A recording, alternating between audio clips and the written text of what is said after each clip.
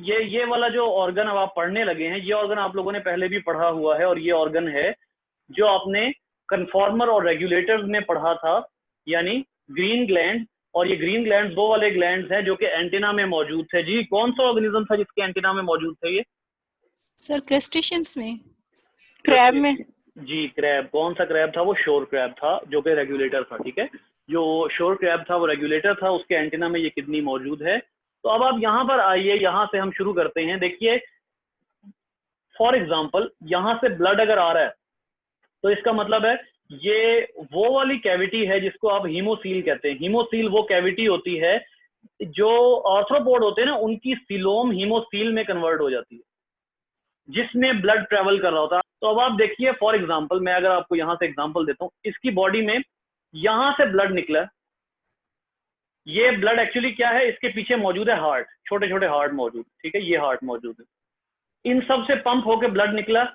वो ब्लड जो है वो इस तरफ भी गया, इसके पिछले ऑर्गन्स में भी गया, और उसके साथ साथ वही ब्लड जो है वो इधर भी आया। अब ये किसी वेसल से नहीं आया, और आप लोगों को ये भी पता है कि आर्थ्रोपोड का जो ब्लड है उसमें हीमोग्लोबिन आमतौर पर नहीं होता। ठीक है, आर्थ्रोपोड का जो ब्लड होता है उसमें हीमोलिम्फ होता है, यानी ये इनका जो ब्लड है वो ऑक्सीजन कैरी नहीं कर सकता।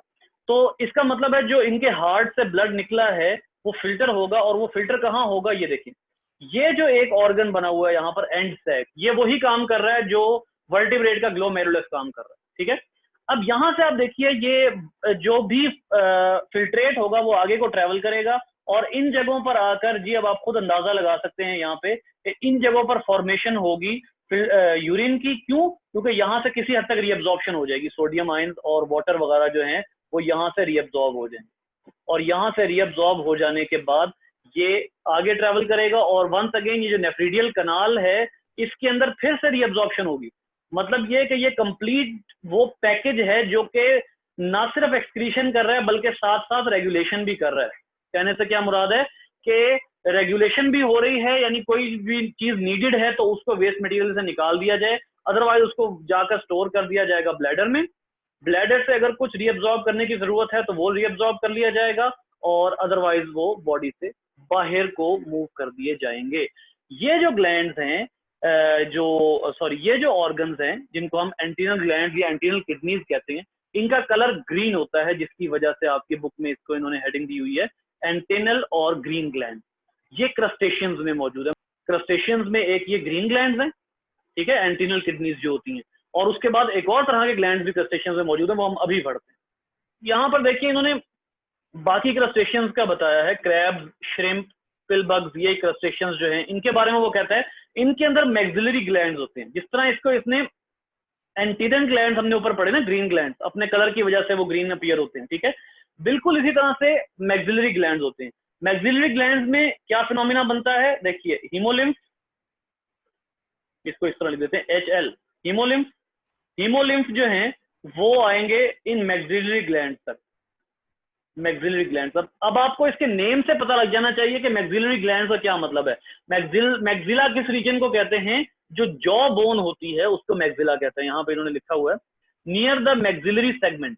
ठीक है, इनमें सिंपल सी बात है, fluid collects with in the tubule from the surrounding blood of the haemocoel and this primary urine is modified substantially by selective reabsorption and secretion as it moves through the excretory system and rectum। अब आप जरा यहाँ पर गौर कीजिएगा, haemolymph से secretions कहाँ आ रही हैं? मैक्सिलरी ग्लैंड तक। मैक्सिलरी ग्लैंड से वो सारी सिक्रीशंस किस तरफ जाएंगी? रेक्टम तक। यानी इसकी जो एक्सटर्नल डक्ट होती है वो कौन सी है? रेक्टम, बाहर की तरफ। इतनी लंबी डक्ट, एक तरफ आप मैक्सिलरी ग्लैंड की बात कर रहे हैं जो कि माउथ के करीब है, और दूसरी तरफ आप रेक्टम की बात कर रहे हैं जो ऑपोजिट एंड पे है। तो इसके दरमियान में इतनी लंबी डक्ट का क्या पर्पस होगा? रीअब्जॉर्प्शन का सर। इतनी लंबी जो डक्ट होगी osmo regulation. Exactly regulation, exactly osmo regulation उसका पर्पस है कि वाटर को या सॉल्ट को रीअब्जॉर्ब करना है, और वहां से रीअब्जॉर्प्शन का तरीका जो है वो यही है कि इतनी, देखिए याद रखिए कहीं भी कॉन्वुलेशंस है ना एनिमल किंगडम में, किसी भी ऑर्गन में कॉन्वुलेशंस है तो इसका अंडरस्टूड मतलब है कि उसका सरफेस एरिया ज्यादा किया जा रहा है फॉर अ स्पेसिफिक पर्पस।